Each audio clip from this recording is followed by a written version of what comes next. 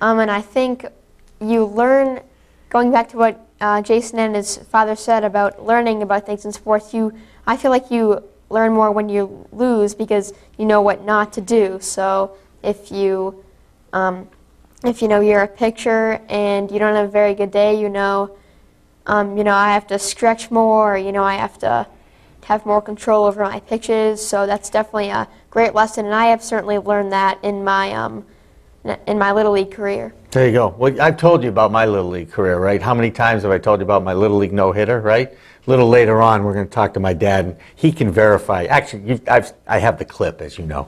Anyway, great point, Jason, about lessons learned from losing. And if that's the case, then those like myself who lost more games than they won as a player must be really intelligent because you do learn more from your losses and how to avoid them and how to combat what you perhaps made a mistake in the game. And I will tell you this, very interesting story about my own life again, because it's one of my favorite subjects. When I played Babe Ruth baseball, I played on a championship team in Newton, Massachusetts, the Woburn Chiefs. And in one summer, we had 26 games, and we won 24 of those games. And one was a tie because it was a playoff game and ended in darkness. And then the only loss of that season, guess whose fault that was? Let's see if you could guess. Maybe yours? Perhaps it was mine because I missed a signal for a suicide squeeze in a 10-9 game that would have made a difference, needless to say. So to this day, that haunts me that a perfect Babe Ruth season for my friends of the Woburn Chiefs went by the boards because I was not paying attention. And for those of you out there who do know me, sometimes I do have that issue with attention and listening now, don't I? Yeah, well, I mean, it's the little things that matter most in sports, I feel. And if you drop a rebound, if you have one small turnover, if you miss a layup, it can hurt you in the end. And that's a perfect example of that. If you're a referee, you might miss a call, right, perhaps, in overtime against Rajon Rondo. I'm not saying that had anything to do with it. We've got another group to go, though. Go ahead. All right, let's listen to what Tom Kelly's father has to say about sports in his life.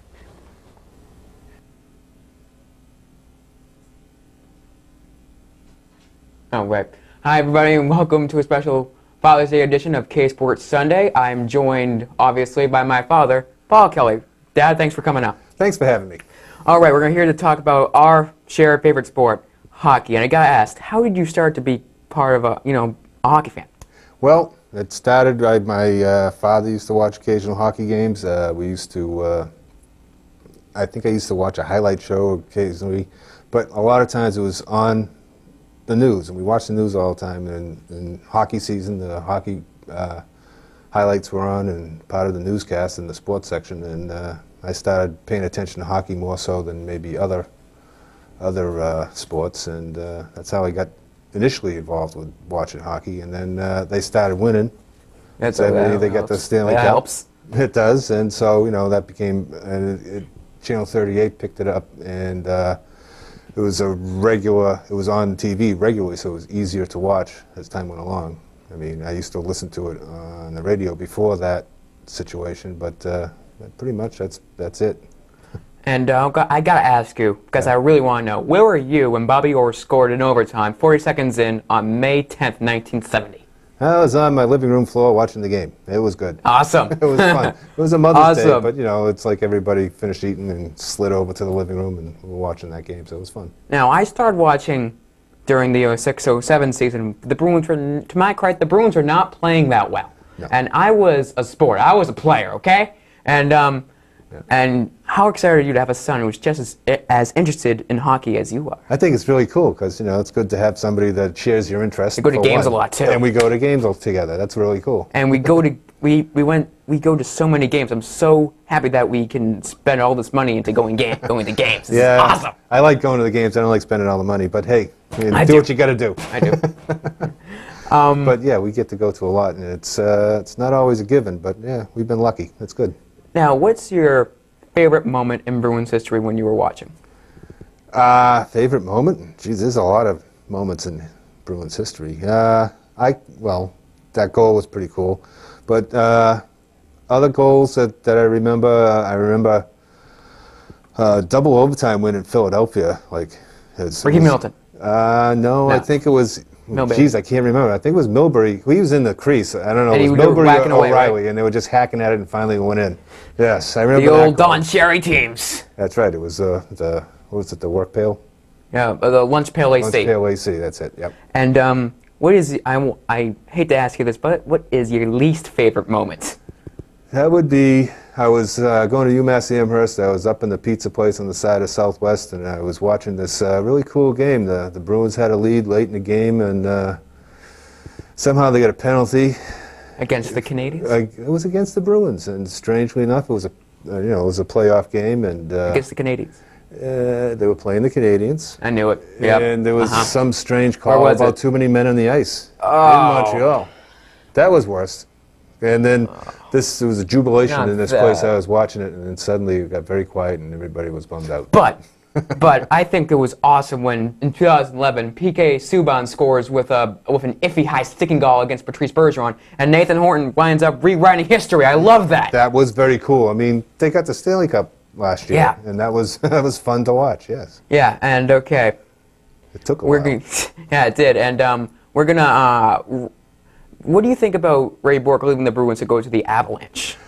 I think that's fine for him. It's fine and dandy. I mean, I kind of bummed out that he asked out, but I understand it and everything. But I'm not going to turn around and say I'm going to root for the Avalanche because Ray Bourque Yeah. was there. I mean, a lot of people were like doing that rooting then, for and it's Brian- just not something that I wanted to do. And It's- it's like between New Jersey and Denver.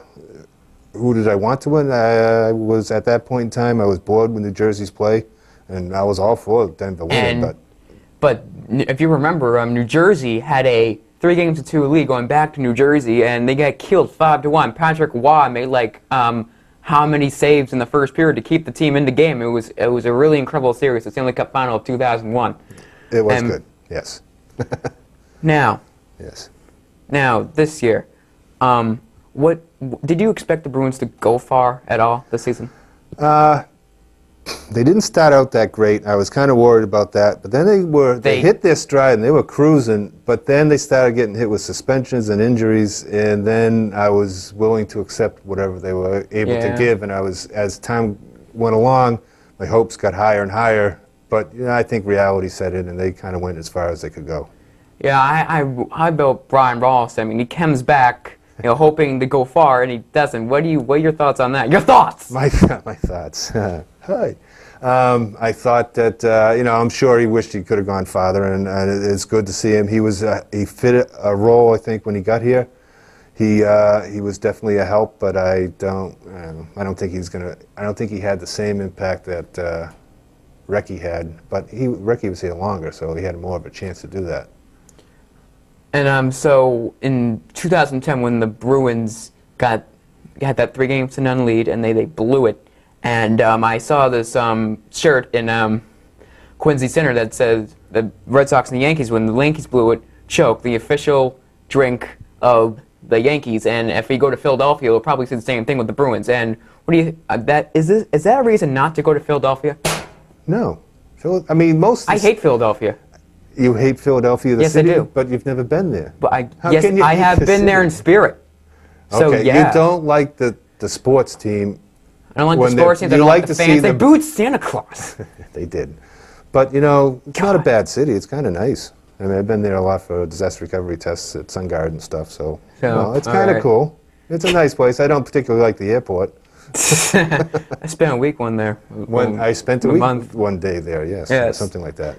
Yeah, something like that. Okay, that'll just about wrap up this edition of Father's Day edition of K Sports Sunday. For everyone in control room, I'm Tom Kelly saying, stay classy for the summer.